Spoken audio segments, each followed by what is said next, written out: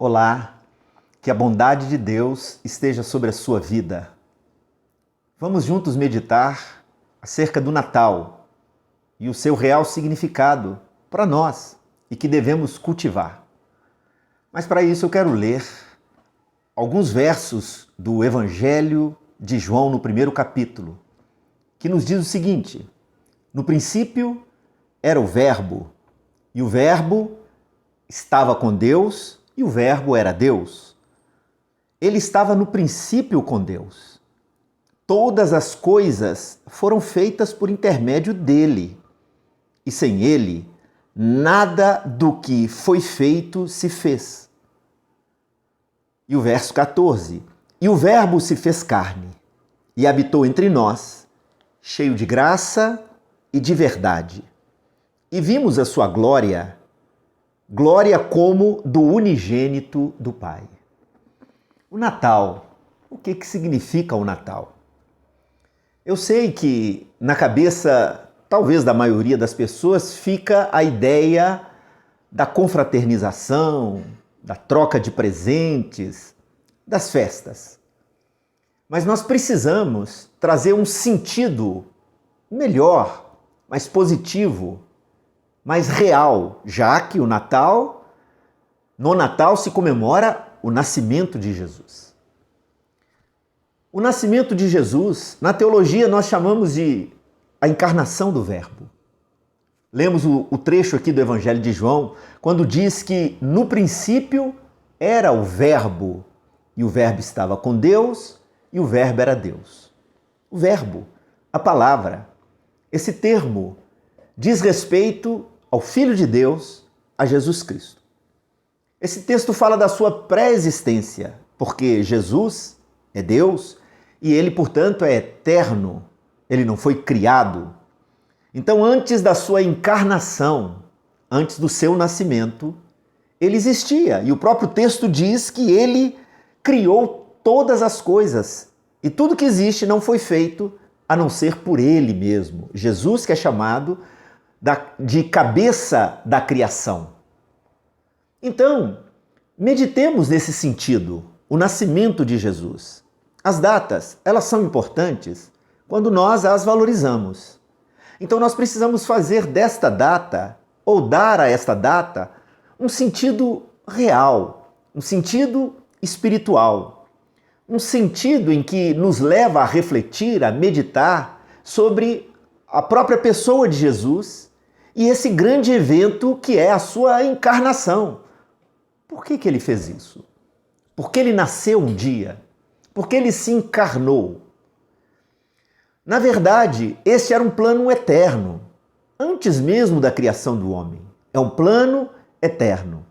E que Jesus já estava destinado a vir para comungar conosco, para ensinar os seus princípios, a sua palavra, e para nos salvar. A salvação é o objetivo máximo da encarnação de Jesus. Então, na ideia do Natal, deve estar incutida todas essas ideias da encarnação, da salvação, dos ensinos de Cristo.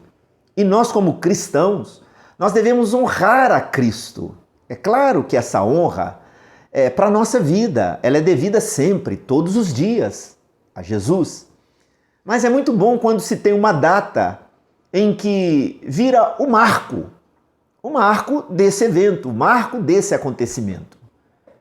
E se você for perguntar a qualquer pessoa qual é o sentido do Natal, o significado, eles vão dizer, é o nascimento de Jesus. Portanto, nós temos que potencializar essa data e falar do Cristo Salvador para as pessoas, e falar do Cristo encarnado, e falar dos seus ensinamentos, da sua vida e do seu propósito pessoal de salvar a humanidade.